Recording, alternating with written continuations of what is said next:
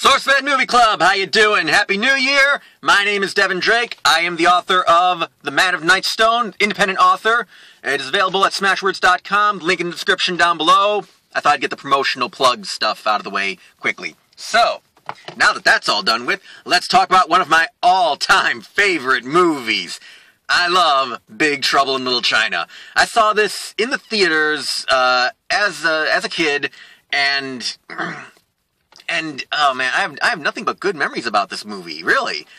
Every time this movie is on, I have to watch it, really. It's like if I see that on the guide, then, okay, there's nothing else on, really. Nothing else, everything else pales in comparison.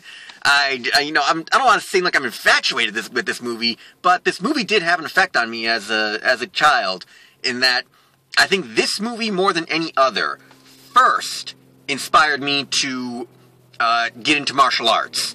There was just something about how all the physical ability is mixed in with all the magical ability that, for a little kid, that just, that just set off my geek alarms, I think that's what I first geeked out about a film. I just thought this film was awesome. And I still think this film is awesome because I love all the visuals of it. I love all the, I love how it's like a retelling of old Chinese mythology as told by an American director and as seen through the eyes of the American protagonist. Jack Burton, played by Kurt Russell, has a perfect fish out of water story to be carried through on this. I mean, really, he's kind of just dragged along. He at first is just out to collect a debt, a gambling debt from the beginning of the movie.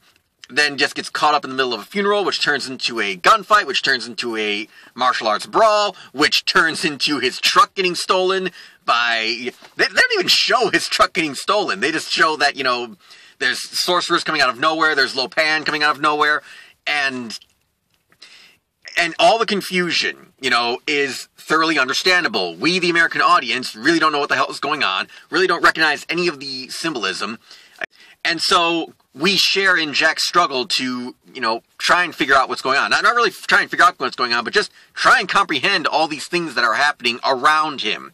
Not even so much to him, just around him. So when he finally just says to Wang that, go ahead, insult me. Just tell me what the hell's going on. And so then we finally have the explanation that once upon a time there was this evil sorcerer. He was cursed with no flesh. He had to find a Chinese girl with green eyes, which for the most part should be impossible. Point of fact, both of the women with green eyes in this movie don't have green eyes. They both had to wear contact lenses. But, it's the kind of thing where, okay, well, you need the MacGuffin in order for the story to happen. So we need to have, in this case, the MacGuffin is a damsel in distress. It is Mao Yin. And he needs to marry her, but he also needs to kill her in order to undo his curse. And what I love about this is that, it's like the good guys actually want him to do it so that they can kill him, then they'll finally have the chance to kill him, alright? So... it's been pointed out several times that because Jack Burton is the fish out of water in all of this, and just dragged along for the adventure and doesn't know what the hell's going on, he kind of isn't the hero. The only heroic thing that he does in the entire movie is actually kill the villain. That's what's so funny about this movie. It makes for such a great adventure, and such a funny adventure at the same time, mixed in with lots of awesome martial arts, alright? In my mind, it's like, who could ask for anything more? You've got great comedy, great action, great adventure, lots of great martial arts, and in the middle of it all, your protagonist is like, what? What's going on? I have a gun? Will that work? No.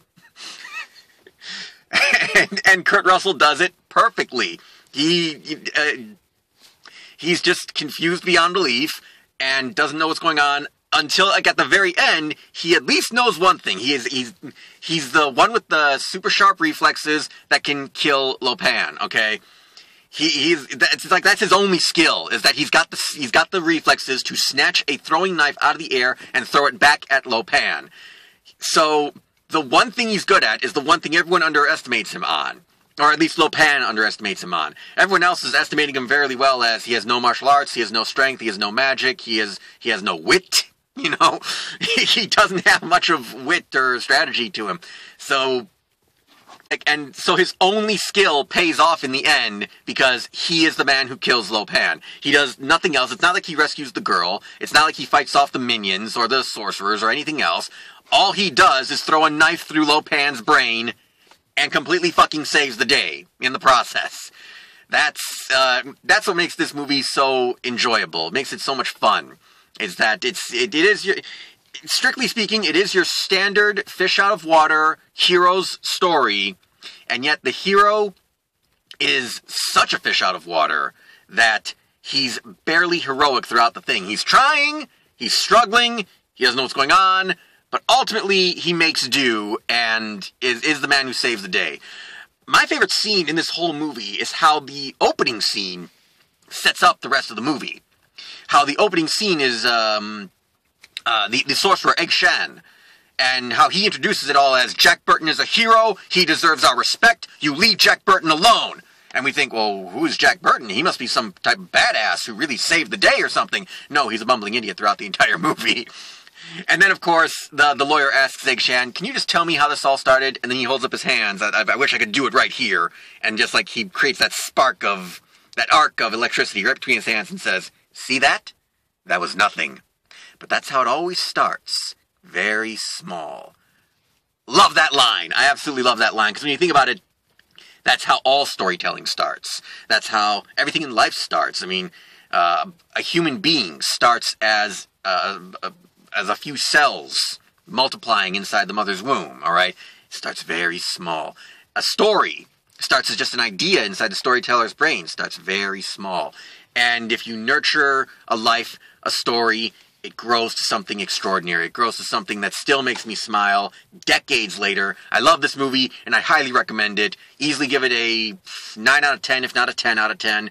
In fact, I usually don't give 10 out of 10s, but this movie has such a close place to my heart that I'm going to give Big Trouble in Little China a 10 out of 10. And that's mostly because of my own personal experience. Like I said, this movie was the first movie, I think, where I really saw just how awesome martial arts can be.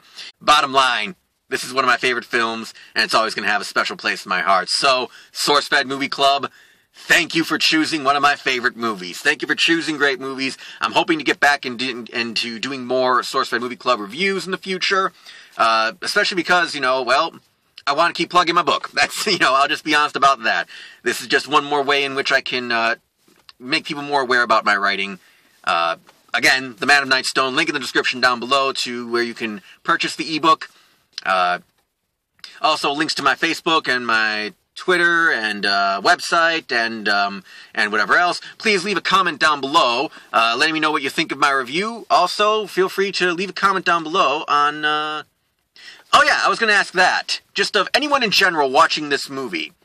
Leave a comment down below, please, of what are you looking forward to in 2014 movie-wise. Because I haven't had my ear to the ground much about what's coming out in 2014.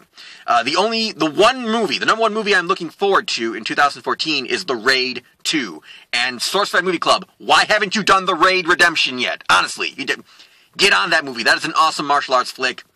I can't wait for the sequel. I know that comes out March about-ish, so really looking forward to that.